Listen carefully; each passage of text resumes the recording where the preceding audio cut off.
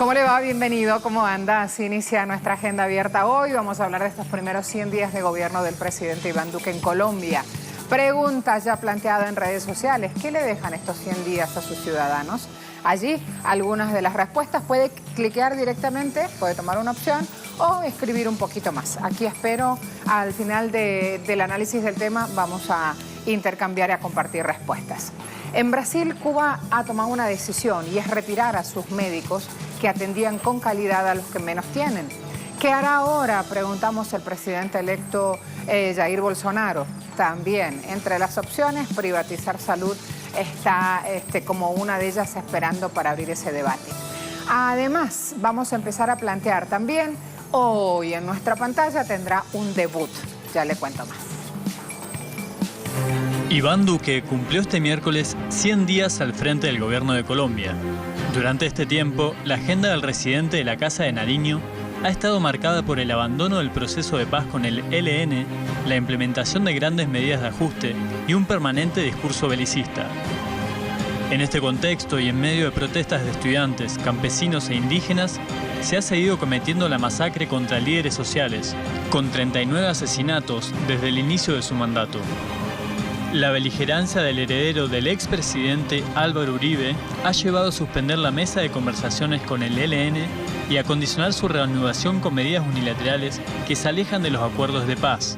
Mientras tanto, dentro del país y en el exterior, múltiples voces se alzan para exigir al presidente colombiano que no ponga obstáculos a la solución política del conflicto. Hoy, en Agenda Abierta, hacemos foco en los 100 días de mandato de Iván Duque y la intención oficialista de perpetuar en el tiempo el conflicto armado más largo del mundo.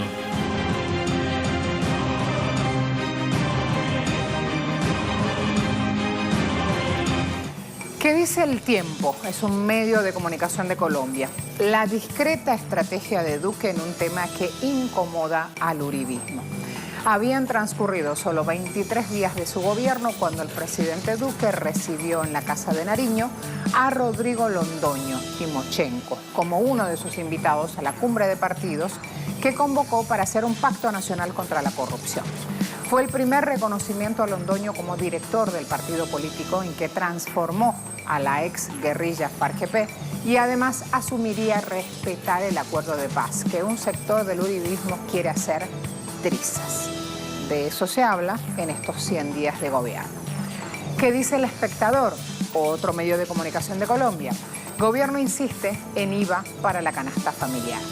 Y se cuela ahí, en esa discusión política actual, el componente económico. En medio de la apatía entre miembros de las comisiones económicas del Congreso, el ministro de Hacienda colombiano pidió apoyo para que la iniciativa de impuesto del IVA se extienda a más productos de la canasta básica familiar. Durante la presentación de la reforma en las comisiones del Senado, el ministro, que se apellida Carrasquilla, insistió en que se propone un cambio en el IVA con el que ya está grabado el 54% de los productos básicos de esa canasta familiar. Vamos a este punto. Algunas de las medidas del presidente Duque en estos 100 días de gobierno, para ir sumando información justamente y que usted vaya llegando a algunas conclusiones. Tenemos que recién posesionado Duque viajó a reunirse con Trump. De allí salió apresurado a encabezar hostigamientos contra Venezuela y a relanzar una fracasada guerra contra las drogas. ¿Recuerdan? Por esa excusa o razón, el plan contra las drogas, Estados Unidos le aplicó el Plan Colombia. Bueno, es lo primero que hizo este hombre cuando se sentó en la silla presidencial. Reunión con Trump. Además, el gobierno presentó una reforma tributaria en la que extiende el IVA, decíamos, a todos los productos de la canasta familiar, afectando principalmente a los que menos tienen, obviamente. Además, se decide rebajar impuestos a las grandes empresas si se aplica esa reforma tributaria. Y cuando hablamos de grandes empresas, hablamos de las transnacionales. ¿Por qué quieren rebajarles los tributos? Porque dicen que con eso va a estimular la inversión. Es la misma medida que planteó Macri en el terreno de los hechos en Argentina y que hasta ahora no ha generado ningún resultado. Por el contrario, ha generado caída de la industrialización.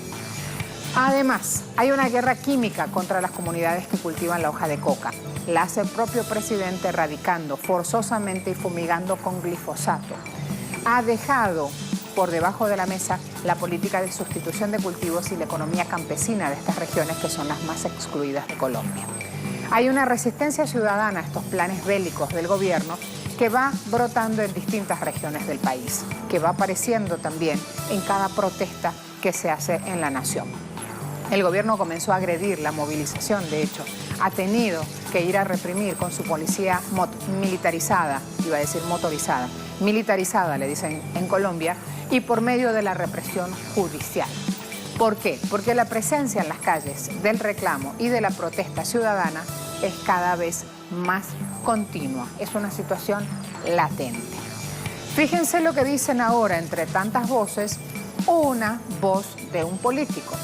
Hasta ahora ha sido un presidente vacilante y dubitativo, que ha incumplido su palabra tanto en el acuerdo que hizo sobre proyectos contra la corrupción como con los anuncios que ha hecho referidos a la implementación del acuerdo de paz y la continuidad de los diálogos con el ELN. ¿Quién lo dice? Iván Cepeda, un hombre que ha denunciado en múltiples ocasiones hostigamientos. Él es senador por el Polo Democrático. Así entonces me voy a ir ya con esa previa a recibir información desde Colombia con nuestro compañero José Manuel Jiménez. José Manuel, bienvenido. ¿Cómo te va? Buenos días, Marcela. Muy bien. Hablemos de estos primeros 100 días de Duque y qué dicen los ciudadanos que reciben como legado. ¿Qué situaciones están pasando hoy? ¿Hasta ahora se han cumplido las primeras promesas electorales o qué ha ocurrido? Bueno, Marcela, el ambiente de estos 100 días en la ciudadanía en general es de inconformismo. También hay una seria zozobra sobre cuál va a ser el futuro de este país durante los próximos 4 años de mandato del señor Iván Duque. ¿Por qué inconformismo? Tenemos actualmente movilizaciones de los estudiantes de las universidades públicas por el gran déficit que hay sobre esta materia. También hemos tenido movilizaciones de los profesores de educación media básica. Hoy tendremos también la movilización de las diferentes centrales obreras del país.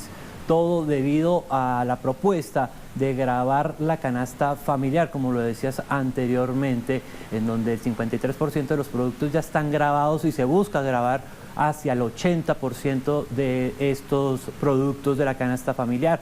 Estamos hablando de productos como la panela, el arroz, la papa, la cebolla, productos básicos para los ciudadanos en Colombia. Hoy se llevan varias movilizaciones estudiantiles, de profesores y también de las centrales obreras. Es la insatisfacción generalizada que se vive en el país. También tenemos que recordar a los televidentes que esta propuesta de gravar la canasta familiar no es nueva.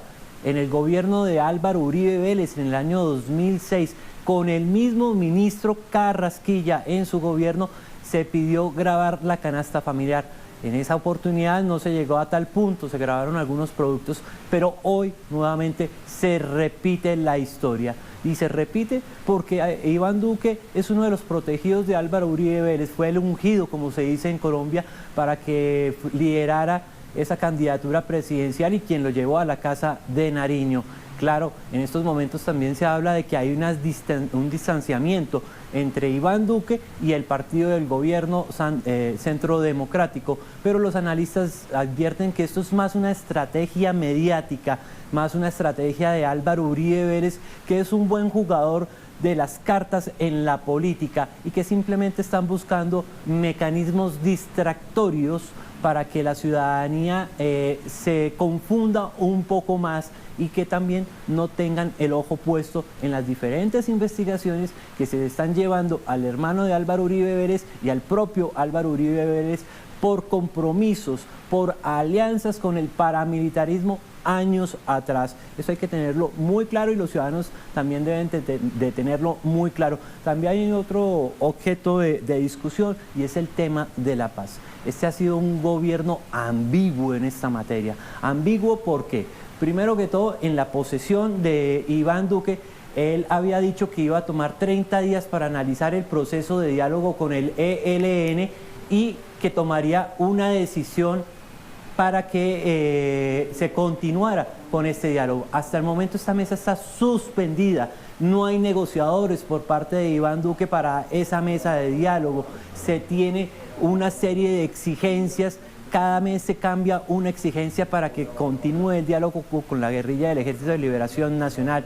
También hay que recordar que este gobierno cerró la puerta para la desmovilización de grupos paramilitares, los nuevos grupos, los herederos del paramilitarismo, los que llamamos ahora Águilas Negras, Bacrín, Autodefensas Gaitanistas de Colombia, el Clan del Golfo, la Oficina de Envigado, etcétera. Recordemos que un mes antes de que se acabara el gobierno de Juan Manuel Santos se firmó un decreto para la desmovilización de estos grupos. Ahora, cuando entra Iván Duque, ese decreto desaparece de la opinión pública, se engaveta, se archiva y pues por eso es que estos grupos paramilitares han tomado un poder innumerable en diferentes sectores, en diferentes regiones del país. Estamos hablando de Valle del Cauca, Cauca, Nariño, Antioquia, el Catatumbo, y también hay una reconfiguración del conflicto armado, lo que ha llevado al asesinato en este año de más de 180 líderes sociales y defensores de derechos humanos. Durante los primeros 100 días de Iván Duque se está hablando del asesinato de más de 40 líderes sociales y hay un silencio por parte del gobierno nacional sobre estos asesinatos. En las últimas horas se ha conocido de un nuevo decreto para proteger la vida de los líderes sociales, pero en definitiva no vale ningún decreto, ninguna misión o decreto ministerial o de gobierno para frenar estos asesinatos si realmente no se toma una postura política de apostarle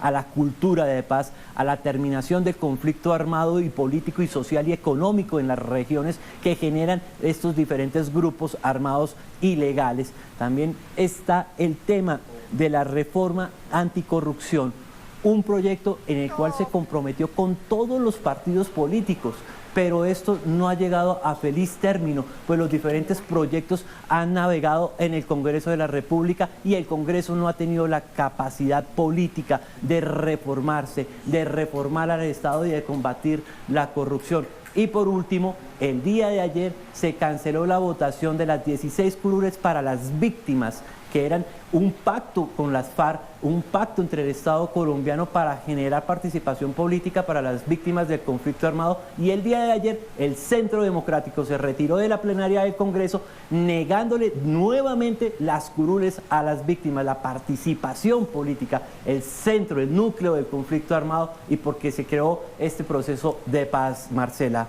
José Manuel, algo fundamental, toda esa diatriba política ya la teníamos desde aquí presentada, viene Javier Calderón también para analizarlo, me está esperando. Algo fundamental para entender cómo actúa el componente estudiantil a la hora de levantarse en contra de estas políticas del presidente Duque. ¿Cuánto cuesta una matrícula en una universidad privada? Si hablamos en Venezuela, fácil cuesta en cualquier privada promedio, no la super top, fácil cuesta 3 o 4 sueldos mínimos. Quiero pedirte esa relación en Colombia para entender por qué los estudiantes salen a la calle justamente a decirle necesitamos que inyecte fondos a la educación y al circuito de la economía para que a todos nos vaya mejor. José Manuel. Bueno, Marcela, esto varía en las matrículas en las universidades privadas en Colombia varían dependiendo la carrera y dependiendo la intensidad de la carrera, porque estamos hablando más o menos de más de 5 salarios mínimos. Eso es algo que realmente para un trabajador de clase media no se puede tener la suficiente capacidad económica para afrontarlo. Por eso una de las alternativas es la universidad pública, pero la universidad pública viene desfinanciada, no se han creado nuevas universidades en las diferentes regiones del país y el acceso es realmente complejo, Marcela. Gracias. Voy entonces con Javier Calderón de inmediato, magíster justamente en sociología. Javier, bienvenido, ¿cómo te va? Marcela, buen día, ¿cómo va? Muy bien, iba a aterrizar temas del día a día, ¿no? ¿Cuánto nos cuestan las cosas? Nos ayuda a entender también para dónde vamos, si el rumbo económico está relacionado con el rumbo político que buscamos en nuestros pueblos. Hablemos de estos 100 días de Duque en Colombia. ¿Cómo va el rumbo político para de ahí en más situarnos en el punto económico, que es el que va ligado uno con el otro, ¿no? Sí, bueno, yo creo que el gobierno de Duque ha cometido una serie de errores de primíparo. Yo creo que se comprueba que Iván era un político que no tenía la talla para ser presidente, y también se comprueba que Uribe es como una especie de super primer ministro colombiano que decide y está decidiendo las políticas centrales del país. También se nota un gobierno ambiguo, con una doble agenda, digo yo. Mientras el presidente dice que quiere dialogar, que quiere concertar, en el Congreso las bancadas que lo respaldan, que fundamentalmente es el Centro Democrático y el Partido Conservador, vienen adelantando una política contra la sociedad colombiana, en primer lugar con una reforma tributaria que van a empobrecer a los trabajadores, a empobrecer aún más. Yo pongo el énfasis aún más. Para la audiencia, por ejemplo, el 85% de los colombianos y las colombianas ganan menos de 2 salarios mínimos. ¿Sí? Eso quiere decir que hay una concentración de la riqueza, hay una alta desigualdad. Colombia es el segundo país más desigual de la región y pues definitivamente eso tiene un impacto muy fuerte en las familias y en la cotidianidad colombiana. Por ejemplo, gravando la canasta familiar, lo que va a ocurrir es que la gente, la sociedad, la gente del común tiene que consumir menos y vamos a tener mayores problemas de desnutrición. Ustedes saben que en Colombia, en algunas regiones, los niños y las niñas se mueren de desnutrición. Por ejemplo, en La Guajira, en Chocó, por ejemplo, tenemos un nivel de desigualdad tal que ese departamento en el Pacífico colombiano parece un país africano, digamos, como el índice de desarrollo humano similar al de Etiopía. Entonces estamos en una situación donde el gobierno desde el Congreso de la República está promoviendo una profundización del modelo neoliberal y por el otro Duque plantea que quiere diálogo con la sociedad. Entonces estamos ahí en una especie de gobierno bicéfalo donde el expresidente Uribe desde el Congreso está imponiendo una serie de medidas completamente atrasadas, retardatarias para las condiciones sociales, y Duque, bueno, está tratando de mostrarse ecuánime, dialogante. Esto tiene repercusiones en el respaldo que tiene el gobierno. Las bancadas del Cambio Radical, por ejemplo, del ex vicepresidente Germán Vargas Lleras, la bancada del Partido Liberal, bueno, tienen un poco hoy el control de las mayorías en el Congreso. Ellos definen si sus apoyos o no al gobierno. Definen bastante y eso va a empezar a condicionar el desarrollo de este gobierno. Nosotros decíamos en un artículo reciente que es inédito en la política colombiana que a 3 meses de iniciado un gobierno ya se le esté buscando reemplazo al presidente. ¿Sí? Entonces ya empezó la carrera presidencial. Germán Vargas Lleras, por ejemplo, está jugando un papel en ese sentido. Sectores de la prensa, sectores del poder también creo que sienten esta debilidad del presidente. Realmente es inédito eso. Y ya cuando hablábamos de situarnos en la diatriba política para ir a la diatriba económica, vemos cómo están íntimamente ligados estos temas. Siempre es así, obviamente. Los economistas lo tienen presente a esto. La cuestión es que aquí todo se ve como acentuado, explotado, fuera de orden. Tiene 100 días este hombre en el gobierno y ya le están buscando sucesor. Imagínate. Hay algo que todavía es difícil de asumir o de creer fuera de Colombia. Javier, ¿se aprobará esa reforma tributaria? ¿Se implementará así como está prevista? Porque ya hay un componente explosivo que es la calle. Por eso viene también mi necesidad de que profundicemos en esto. Sí, es posible que se reafirme la reforma tributaria, quizás no con todas las medidas que ellos están promoviendo, pero la historia de estos últimos 28 años de ingreso del neoliberalismo en Colombia, pues lo que nos pueden indicar es que sí, que efectivamente ellos van a seguir quitándole los impuestos a las grandes empresas, a las transnacionales, disminuyendo, digamos, los aranceles y destruyendo el empleo colombiano. Fundamentalmente, el pensamiento del ministro Carrasquilla es a menos salario, más puestos de trabajo. Pero eso lo que significa en la práctica es menos consumo de los trabajadores, menos posibilidades de satisfacer las necesidades de toda la sociedad y lo que demostró el gobierno, los 8 años del gobierno de Uribe, que practicó esta política, es que no se crearon puestos de trabajo, o sea, es una política que disminuyó el salario, impuso impuestos a la canasta familiar, pero nunca se generaron empleos. Y en general hubo un detrimento de las condiciones generales de la sociedad colombiana. Entonces, es posible que eso ocurra con una situación también particular en Colombia, y es que desde la campaña y desde el acuerdo de paz y todas estas discusiones de estos últimos 8 años generaron una ciudadanía, una movilización social que se está enfrentando de manera muy fuerte a estas políticas y están generando pues una grieta importante en el unanimismo, digamos, que podíamos ver hace 10, 15 años en la defensa del neoliberalismo y de las políticas impuestas desde el gobierno. Se prevé entonces, a mi modo de ver, mucha confrontación, mucha movilización social, muchas discusiones en contra de estas políticas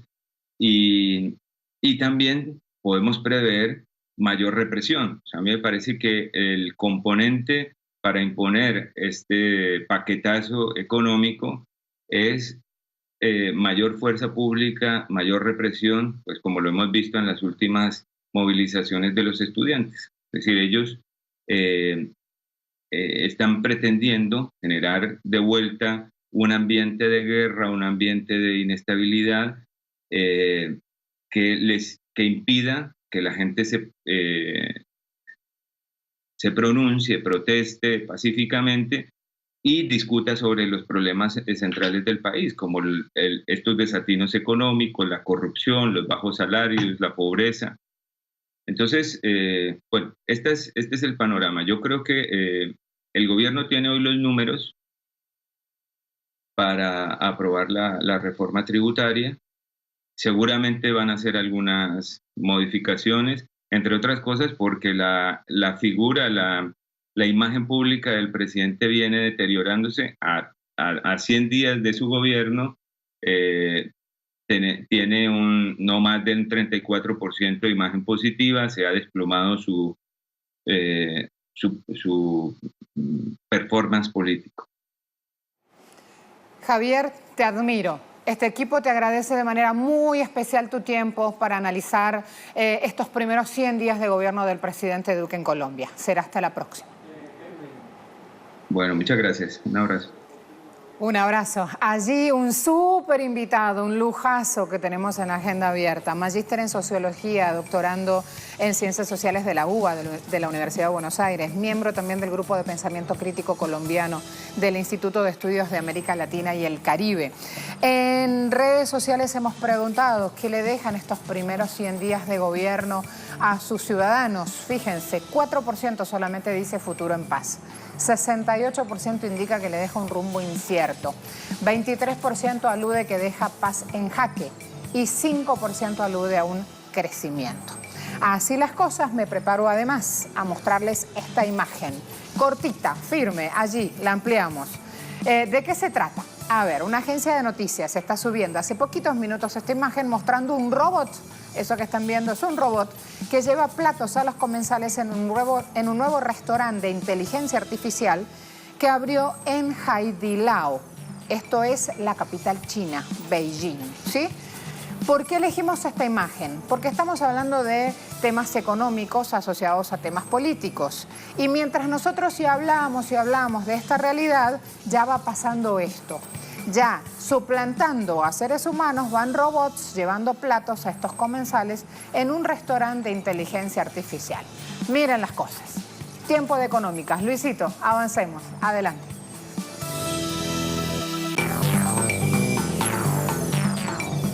Hola, ¿qué tal? Buenos días para ti y para todos los que nos sintonizan a esta hora. Iniciamos las informaciones en materia económica.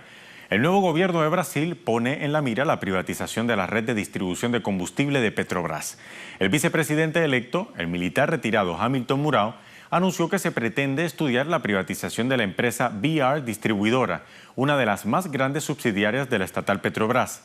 Aseguró que esta medida no implica privatizar la principal empresa productora de crudo de Brasil, ya que considera que es patrimonio brasileño. Durante la campaña, el presidente electo, Jair Bolsonaro, había propuesto extinguir gran parte de las estatales, pero recientemente puso límites. Ahora minimiza el tema bajo una disposición gubernamental de conversar las privatizaciones de la red de distribución de combustible. Y bien, el mercado de gas boliviano para la exportación experimenta en este momento buenos precios. El Ministerio de Hidrocarburos informó que el precio del gas pasó de $4,2 el millón de BTU, la unidad térmica británica, registrado al cierre de 2017, hasta los $6 por millón de BTU al cuarto trimestre de esta gestión, lo que representa un alza de 43%. El organismo estatal señala que en el caso del mercado argentino, el precio del gas boliviano se incrementó un 40% desde los 5 a los $7 el millón de BTU. El medio boliviano, La Razón, indica que los precios de exportación de gas a Brasil y Argentina están definidos por una fórmula, determinadas básicamente por el precio de una canasta de 3 tipos de fuel oil y el precio del diésel. Y el viceprimer ministro chino, Han Zheng, se reunió con Kundapur Baman Kamat, el presidente del nuevo Banco de Desarrollo del BRICS, y prometió un apoyo sostenido para el Banco BRICS con sede en Shanghái. Reiterando la determinación de China de una mayor apertura, Han dijo que espera que el nuevo Banco de Desarrollo del BRICS apoye y participe proactivamente en el proceso de reforma y apertura de China. Asimismo, el diplomático chino dijo que la parte china está lista para intensificar la cooperación práctica con el nuevo Banco de Desarrollo y, como siempre, brindará apoyo proactivo al banco en su operación. Por su parte, Kamat expresó su gratitud por el fuerte respaldo de China en el establecimiento y la operación del nuevo Banco de Desarrollo del BRICS. Kamat señaló que la entidad continuará profundizando la cooperación con el gigante asiático y que desempeñará un papel activo para la prosperidad de los países BRICS y los países en desarrollo en general.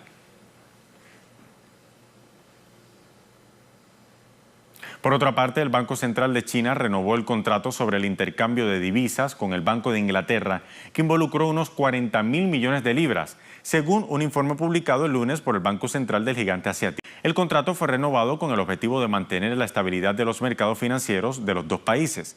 La validez del contrato es de 3 años, lo que podría extenderse con el consentimiento de ambas partes, según el Banco Central. Y bien, trabajadores públicos en Grecia iniciaron una huelga de 24 horas en rechazo a las medidas de austeridad y mejoras salariales. La medida de fuerza, que se extiende con decenas de marchas en el centro de Atenas, en la capital, aglutina a los funcionarios del gobierno local, así como los trabajadores del hospital estatal que también se sumaron a la manifestación. Entre las demandas, los griegos piden la abolición de toda la legislación impuesta como parte de los rescates internacionales, pese a que el tercer y último desembolso terminó en agosto pasado. Y bien, aumenta la tensión en Italia tras el anuncio del gobierno de mantener intacto su presupuesto de 2019, pese a las demandas de cambio de la Unión Europea. Analistas ya dan por sentado la aplicación de sanciones por parte de la Unión. Creo que nos estamos acercando a las sanciones de la Unión Europea, porque creo que el gobierno italiano, desafortunadamente, ha optado por un curso conflictivo con la Unión Europea. Por lo tanto, espero una relación muy dura, porque Europa aceptó este desafío y de alguna manera lo está relanzando. Este proceso va a tener un efecto muy negativo en Italia, en la deuda pública y en los ahorros italianos. Así que creo que el gran problema es que la mayoría ha optado por resolver sus problemas internos en Europa y utilizarlos en el mercado para la próxima campaña electoral. Y hasta aquí las informaciones en materia económica. Estas y otras noticias las encontrará en nuestras emisiones de Impacto Económico, tanto matutino como estelar. Volvemos contigo. Gracias, Luis. Pausa rápida. Seguimos en Agenda. En Israel, el ministro para Asuntos Militares, Avigdor Lieberman, dimitió por discordias con el primer ministro Benjamin Netanyahu sobre levantar fuego en la Franja de Gaza. La decisión vino luego de que el movimiento de resistencia islámica palestina, Hamas, aceptara el cese al fuego con Israel mediado por Egipto. Para mí, lo que sucedió ayer, el alto el fuego con Hamas, es una rendición al terrorismo. No hay otra definición, sino rendirse ante el terrorismo. El ministro israelí de Asuntos Militares ha anunciado asimismo que su partido, Israel Nuestra Casa, que ocupa 5 de los 120 escaños del Parlamento, saldrá de la coalición gubernamental de Netanyahu. Al mismo tiempo, ha pedido que se fije una fecha para celebrar elecciones anticipadas lo antes posible. Del otro lado, el Hamas celebra la dimisión como una victoria para los palestinos. Esto constituye una victoria para la resistencia y el reconocimiento del fracaso de Lieberman y la ocupación sionista. Es la consecuencia del fracaso de la política de asedio y las guerras devastadoras contra la Franja de Gaza. Este es el resultado de la firmeza de nuestro pueblo palestino. Hoy en Agenda Abierta analizamos todas las claves de este nuevo episodio en la historia de los ataques israelíes a la resistencia palestina.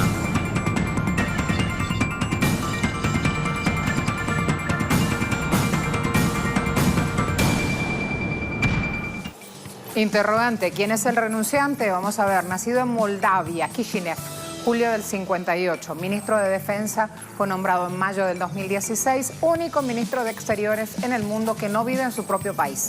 Sí, él es un colono ilegal que reside en la colonia de Nokdim, al este del distrito de Belén, entre Belén y el Mar Muerto. Fue miembro del movimiento CAC, prohibido en Estados Unidos e incluso en Israel por sus prácticas consideradas terroristas. Sigo, le doy otros datos. Año 99 fundó un partido, Yisrael Beitenu, Israel Nuestra Casa, una organización de extrema derecha comprometida con la colonización de Palestina ocupada, a fuego y sangre. La discriminación a los ciudadanos no judíos del Estado de Israel también le ha generado múltiples cuestionamientos a este hombre que concentra buena parte del voto de los judíos de la antigua Unión Soviética. Año 2001, reconocía ante las Cortes que había agredido a un niño de 12 años de un asentamiento en Cisjordania porque le había pegado a uno de sus hijos. Agresión se produjo en el 99 en una colonia de Nokdim, por lo cual fue condenado a pagar $4.500. Y después dicen por qué los niños no devuelven. Algunos números que representan esta masacre del Estado sionista de Israel contra el pueblo palestino. 19.640 víctimas solo del 30 de marzo al 8 de septiembre, según el Ministerio de Salud palestino. Hablamos de este año. 167 muertos solo este año. 5 millones de palestinos impedidos de volver a su casa. 6.119 presos políticos en las cárceles sionistas, según una ONG que se llama Adamir. Allí lo tienen entonces y van citando y conociendo más. Hay un analista, Adnan Ayyubi, que dice lo siguiente. acerca de esta dimisión justamente de Lieberman. Es un halcón, un mercenario, un colono más, al fin y al cabo. Si dimite un ministro de guerra israelí, vendrá otro igual y peor, porque el proyecto israelí es de invasión y ocupación de los territorios palestinos. Así de claro, entonces, se está hablando, este hombre se está pronunciando justamente sobre Avigdor Lieberman. Hay otras cosas para ir sumando a esta hora también. Viene Nayara Tardo con nosotros con más detalles. Nayara, cuando quieres. Hola Marcela, qué gusto saludarte nuevamente. Excelente día para ti y para toda la teleaudiencia de Telesur. Mira Marcela, este tema de la renuncia de Avigdor Lieberman como ministro de Defensa de Israel ha sido motivo de festejos para el movimiento de resistencia islámica de Palestina, Hamas. Ayer en un comunicado, el líder de este movimiento palestino, Ismail Haniyeh, aseguraba que la renuncia del ministro israelí significaba el reconocimiento de su fracaso. Recordemos que la operación del domingo en la Franja de Gaza fue coordinada por Lieberman y por esto el alto mando militar israelí lo cuestionó varias veces por el mal manejo de esta situación, que puso también en evidencia al ejército israelí. Aunque muchos analistas por esta región, Marcela, consideran que esta renuncia de Lieberman bajo la excusa de no estar de acuerdo con el alto al fuego es simplemente una justificación para salir limpio de toda esta situación que él mismo provocó en la Franja de Gaza. El líder de Hamas en su comunicado también ratificaba que la resistencia palestina seguirá el camino de la liberación de Palestina y del resto de los territorios ocupados por Israel. Marcela, esto es un tema que continúa preocupando a toda la región, pues este alto al fuego no solo incluye a la Franja de Gaza, están también los territorios ocupados palestinos que, como ya lo mencionaba el líder de Hamas en su comunicado, ellos continuarán luchando por la liberación de Jerusalén y del resto de estos territorios que son ocupados por Israel. Ayer en la tarde el ejército israelí anunciaba en un comunicado que mantendrán la presencia militar en la Franja de Gaza y que aumentarán los refuerzos en este enclave fronterizo, y más tarde asesinaron a un joven palestino de 20 años que se encontraba pescando en la costa en la Franja de Gaza. Todo esto ocurrió después del anuncio de esta supuesta tregua entre Hamas e Israel. Nosotros acá estaremos dando seguimiento a esta situación, a esta supuesta tregua entre ambas facciones. Por el momento, así se encuentra este conflicto y estas han sido las reacciones de ambas facciones. Yo te devuelvo la señal y te reitero mis saludos. Excelente día. Muchas gracias, mi amor. Ya me esperan en Madrid. Miembro fundador de un movimiento de mujeres palestinas, Al-Karama es el nombre de ese movimiento. Jaldia Abu Bakra, espero pronunciarle correctamente su apellido. Me voy a darle la bienvenida. Exacto. Jaldia.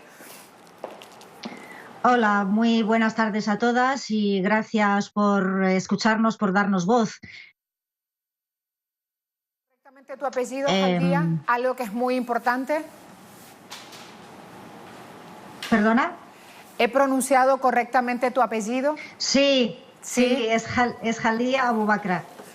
Muchas gracias. George Sade aquí nos ha estado dando clases de pronunciación para no pasar justamente con un detalle que es fundamental, sobre todo con apellidos que no son comunes y desde este lado de Latinoamérica a veces cometemos errores. Jaldia, hay algo muy importante que quisimos ir a averiguar contigo directamente, por tu tarea, por tu experiencia, por tus conocimientos. Esta renuncia de Avigdor Lieberman ayer se ha vivido desde el lado de Latinoamérica como un tema más y hasta te diría desconocido en los medios de comunicación. Hoy no ha sido citado, no ha sido analizado tampoco, es muy poco lo que se ha publicado. Para nosotros es crucial, inclusive para Estados Unidos también, porque está pidiendo a las cabezas de los integrantes de Hamas. Así que quiero de entrada preguntarte por qué es importante finalmente y cómo lo toma el pueblo palestino. Pues la verdad es que no lo tomamos como algo tan importante. Es cierto que por un lado podemos verlo como una victoria de la resistencia palestina, el hecho de que el ejército, uno de los ejércitos más preparados del mundo, pida el alto el fuego, que la resistencia palestina siga adelante, siga defendiendo la Franja de Gaza, que sobre todo las marchas del retorno que llevan 7 meses siguen adelante y Israel no tiene manera de pararlas. El tema de la dimisión de Lieberman hay que mirarlo desde otro punto de vista, que en la política israelí hay mucha competencia, ellos no hacen nada porque sí, ni es una reacción. Desde la resistencia, desde los activistas palestinas, en los que estamos aquí, estamos hablando de que se acercan elecciones. De hecho, Lieberman ha pedido que se adelanten las elecciones en Israel y pensamos que él podría haber tomado este paso para presentarse a las elecciones y ser candidato enfrentado a Netanyahu. Para nosotras, cualquier ministro de defensa o cualquier persona sionista va a ser peor. O sea, todos son malos. No hay nadie bueno. Que vaya no quiere decir que venga alguien que nos traiga la paz o que traiga la estabilidad. No, al revés. El proyecto sionista lo que pretende es acabar con todos los palestinos y palestinas y quedarse con la tierra de Palestina. Por lo tanto, nosotras pensamos que no hay que bajar la guardia. Tenemos que seguir en las marchas, en la resistencia, en la defensa y, sobre todo, trabajar muchísimo la unidad palestina. Estados Unidos está ofreciendo una recompensa por los líderes de Hamas. ¿Cómo toman justamente, resueltos como están a abordar en la lucha por la causa palestina, cómo toman estas afirmaciones sabiendo que son hechos repetidos y perfectamente coaccionados y planificados por Estados Unidos?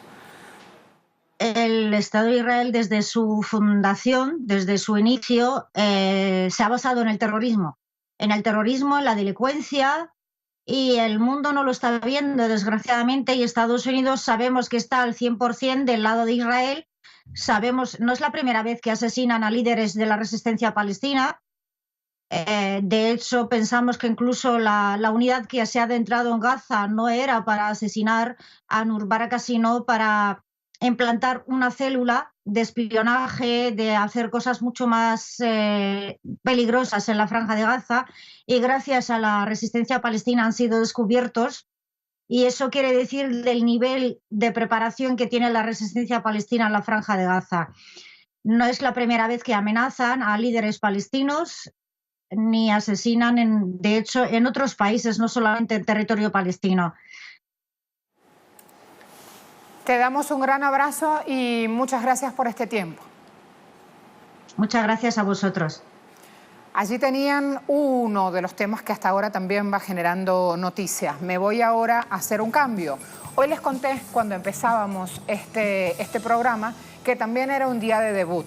Por eso el verde de la esperanza, por eso el camino de renovación y por eso la alegría cada vez que sumamos a nuestra familia Telesur a un nuevo miembro, a un nuevo integrante. Vamos a verlo, pórtense bien, ¿sí? De este lado le he pedido al equipo que por favor, Oliver, te trata como se debe tratar a un nuevo compañero en el debut. Bienvenido, mi amor. Muchísimas gracias, Marcela. Que sea con bendición, que sea con crecimiento personal y profesional.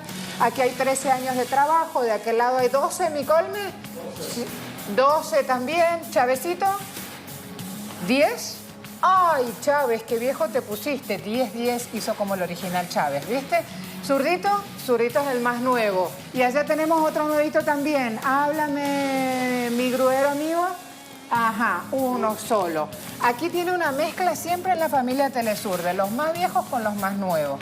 Y cualquier cosa que tú necesites, pegas el grito y allí estamos todos para ayudar. Así es, para mí es un inmenso placer pertenecer a la familia de Telesur y demostrar el crecimiento del deporte latinoamericano que sigue dejando en alto nuestra región.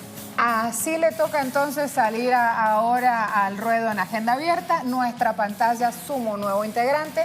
De esta manera y con un aplauso ratificamos el cariño y la bienvenida. Bienvenido también te están diciendo todo el equipo de producción. Cuando usted quiera, mi amor. Muchísimas gracias, Marcela. Y vamos con la información deportiva. Y es que en la primera jornada del Mundial Femenino de Boxeo disputado en Nueva Delhi arrojó triunfos para las guerreras latinoamericanas. En la categoría del peso ligero de los 60 kilogramos, la primera boxeadora que vio acción fue la colombiana Juliet Cordero, que cayó ante la australiana Anja Astridman por decisión dividida 3-2. Más adelante en la esquina roja, la brasileña Beatriz Ferreira obtuvo la victoria ante su similar de Rumania, Cristina Cosma, por decisión unánime 5-0. Y finalmente, la panameña Elisa William obtuvo la victoria por la esquina azul ante la japonesa Hinami Yanai. Para horas del mediodía, la argentina Clara Lescurat hará su debut en los 51 kilogramos ante la francesa Delphine Mancini.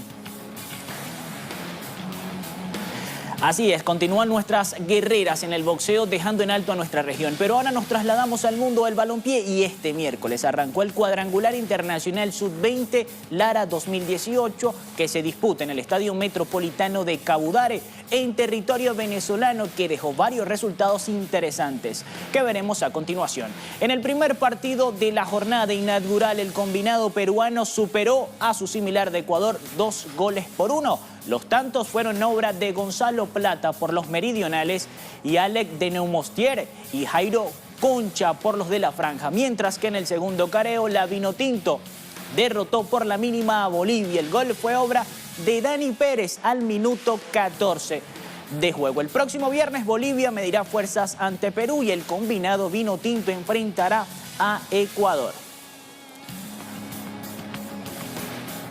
Bien, y continuamos en notas del balompié internacional, donde el colombiano James Rodríguez sufrió una nueva lesión. Malas noticias para el colombiano y para el club alemán, ya que el Bayern de Múnich informó hoy mediante un comunicado que el colombiano James Rodríguez sufrió una rotura de ligamentos en su rodilla izquierda en el pasado choque ante su máximo rival. Hablamos del Borussia Dortmund. El departamento médico del club bávaro señaló que la rodilla de James estará inmovilizada por 10 días, para después comenzar un periodo de rehabilitación.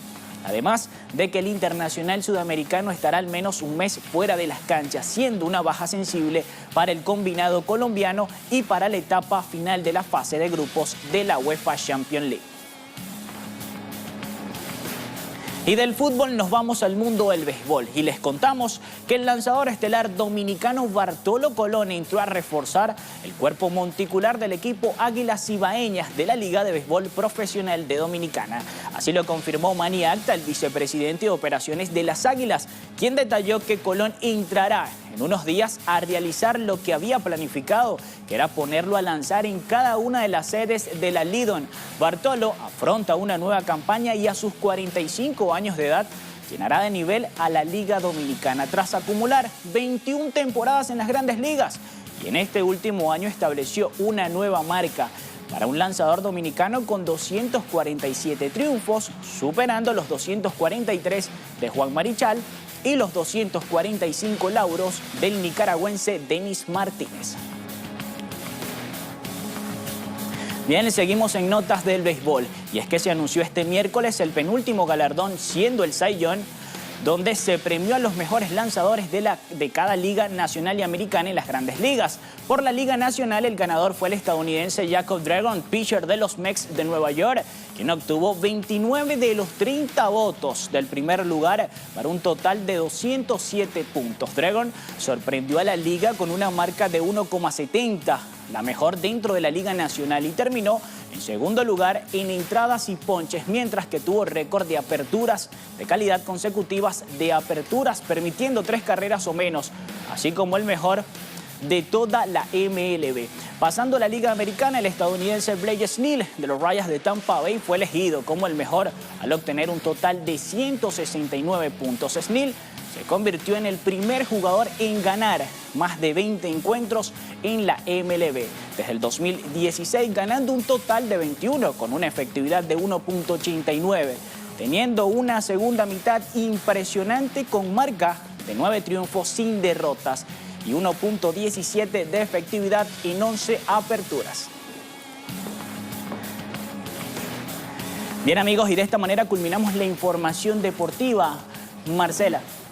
Aquí siempre pasan cosas, ya estás viendo del otro lado lo que va ocurriendo, ¿no? Un programa en vivo, o sea, todos participan, todos preparan cosas y jamás me escriben en esta pizarra. Cuando me escriben es porque quieren hacer daño, digamos, ¿sí? Marcela, pregúntale a Oliver cómo va el Magallanes y los gloriosos Leones del Caracas. ¿Por qué esto? Ajá. Así es, ¿no? Los Leones del Caracas se mantienen en el segundo lugar de la tabla de clasificación, muy cerca de Bravos. Ellos caraquistas y yo la magallanera. Así es, a 2 puntos del primer lugar que está Cardinales de Lara, pero el Magallanes logró una victoria ayer en la pelota venezolana. Supongo que no sos ni de Caracas ni de Magallanes, porque lo contrario, toda la palabra de bienvenida se echa para atrás. No, yo soy de los Leones del Caracas, pero vamos a compartir algo, Marcela, pero hay algo importante, y es que hablando en el mundo del balompié está paralizado la fiesta del Deporte Rey con la final de Boca River, y compartimos el gusto por el equipo millonario de la ciudad de Núñez. Ay, miren cómo quedó bien con los dos lados, claro, claro. Siguiente tema, se va Oliver, hasta mañana, mi amor. Muchísimas gracias. Ahora volvemos.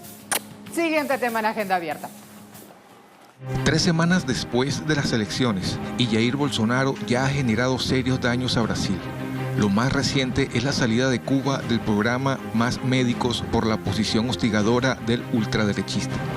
Bolsonaro quería que los profesionales pasasen por el examen de revalidación de título y que todo el sueldo pagado a los cubanos se quedase en el territorio nacional, infringiendo así el contrato firmado en 2013. El convenio prevé un sueldo de $2.000 a cada profesional, lo mismo que recibiría un médico brasileño para trabajar en el sistema público de salud. Sin embargo, en el caso de Cuba, el 70% de este valor regresa al país y el 30% se queda con los médicos en Brasil. Por las recientes declaraciones, el gobierno cubano decidió retirarse del programa, entendiendo que la postura del líder del Partido Social Liberal representa un irrespeto y amenaza al país, por lo que quedarán para el recuerdo las imágenes cuando llegaron los médicos cubanos. Muchos fueron recibidos con cohetes y fuegos artificiales, porque serían los primeros profesionales de la salud dispuestos a vivir en la ciudad y a atender a niños, mujeres, hombres y ancianos. En nuestra agenda abierta discutiremos los impactos de la salida de Cuba del programa, que llevó a médicos a más de 4.000 localidades de Brasil.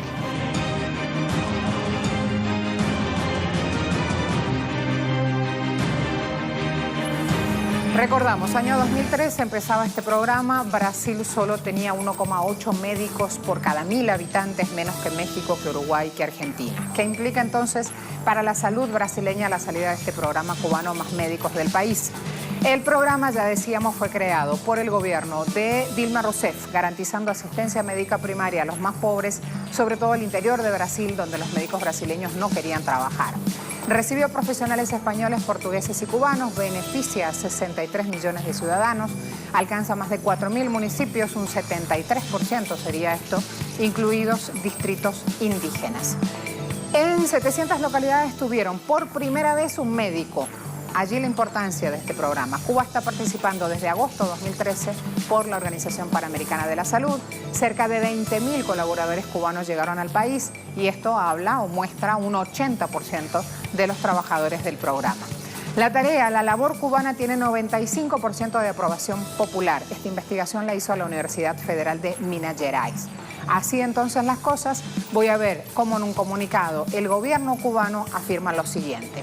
La experiencia del programa Más Médicos para Brasil y la participación cubana en el mismo demuestra que sí se puede estructurar un programa de cooperación sur-sur bajo el auspicio de la OPS para impulsar metas en nuestra región.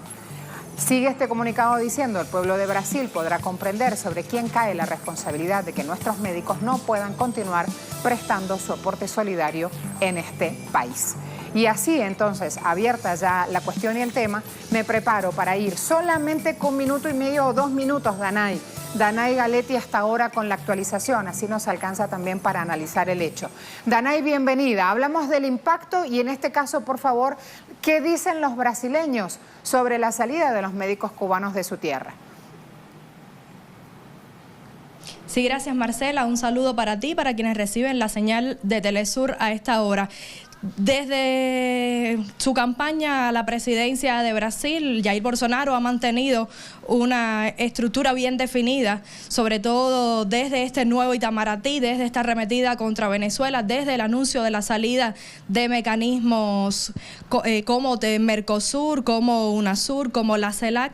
Entonces, esta decisión del gobierno cubano precisamente responde a toda una campaña que él ha realizado en Twitter y que ha sido también denunciada recientemente por la impulsora de este proyecto Más Médicos, Dilma Rousseff.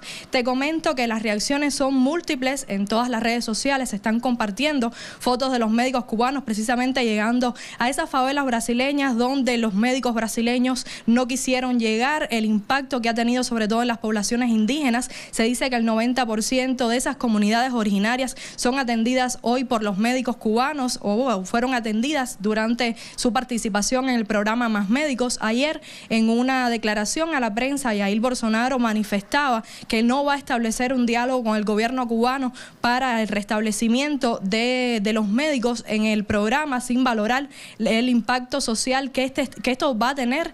Incluso los expertos vaticinan que esta sería la primera crisis de su gobierno, aún sin empezar. Él reiteraba toda su postura de revalidación de los títulos, de aplicación de pruebas a los médicos cubanos, porque él no considera que los médicos cubanos asuman tal profesión. Incluso esto también fue denunciado por Dilma Rousseff, quien explicaba el impacto del programa desde su inicio, que nació por una convocatoria precisamente de los alcaldes que no tenían cómo suplir las necesidades médicas marcelas en esos pequeños estados. Se dice que 1.500 municipios solo tenían presencia cubana como parte del programa, que llegaba a más de 3.500 municipios de los 5.000 que tiene el país. Y por supuesto, expertos, analistas, la población ha manifestado su rechazo a las declaraciones de Jair Bolsonaro, que ha eliminado a los cubanos de este programa desde Twitter. Ni siquiera ha sido una negociación abierta, sino desde Twitter. Él ha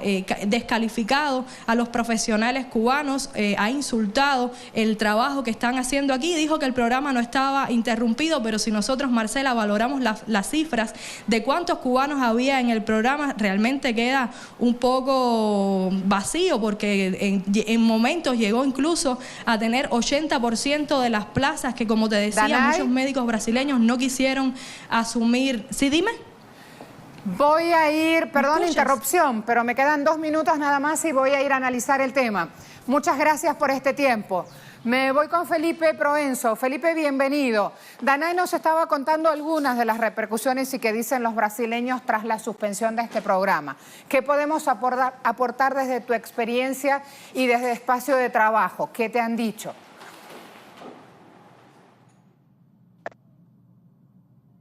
Bom dia.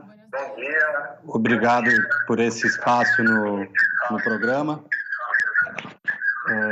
O programa Mais Médicos, ele representa uma grande revolução na saúde pública brasileira. Com o programa Mais Médicos, foi possível chegar ao atendimento médico para 700 municípios no Brasil que não contavam com o atendimento médico. Então, são mais de 11 mil médicos cubanos que vieram para o Brasil atender nessas localidades pobres que não contavam com assistência médica, pessoas que caminhavam por quilômetros para chegar na unidade de saúde, e a única resposta que eles tinham é de que não havia médico no posto de saúde.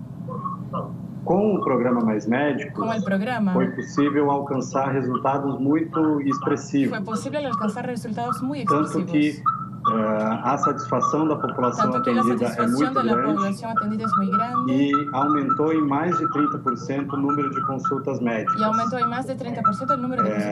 Isso em um curto espaço de tempo, em 5 anos. Então, não contar mais com a presença dos médicos cubanos é um grande prejuízo que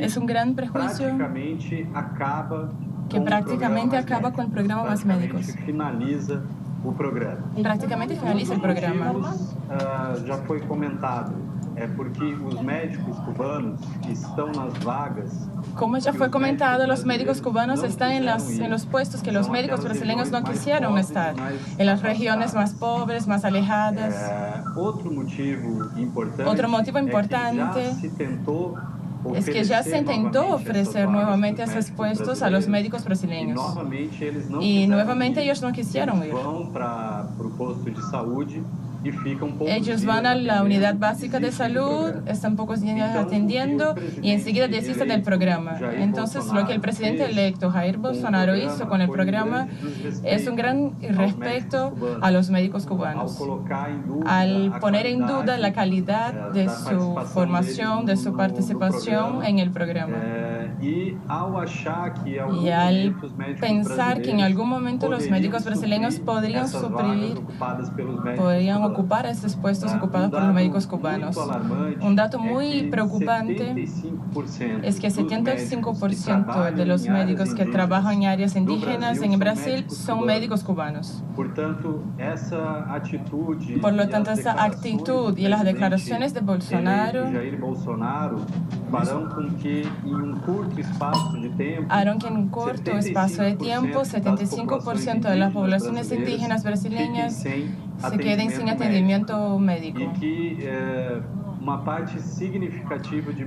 que una parte significativa de municipios que solo tienen médicos cubanos vuelvan a una situación de total desasistencia, a una situación de no atendimiento. Y eso es muy grave para la situación de la salud pública brasileña que vive hoy, la situación que vive hoy la salud pública brasileña. Un dato de 2016 es de que la mortalidad infantil volvió a aumentar. Y nosotros imaginamos que con la salida de los médicos cubanos, este dato va a empeorar todavía más.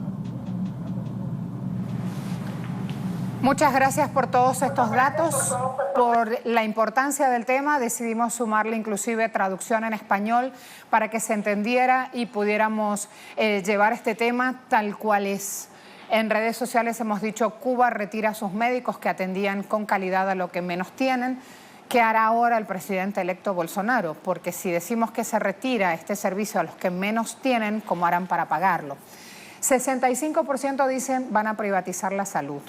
6% dice van a dar salud gratis. Fíjense qué poquito margen. Y 29% dicen no harán nada. Allí entonces, repítame el número de interacciones. 291 personas a esta hora, en menos de 60 minutos han dado este pronunciamiento. Por eso es que no queríamos dejar de abordar con nuestro invitado, coordinador en Minas Gerais de este programa, y agradecemos de manera muy especial a una de nuestras integrantes del equipo de redacción, Michelle de Melo, con la traducción. Así entonces vamos sumando esfuerzos y le vamos acercando información verídica, totalmente en vivo a través de nuestra pantalla.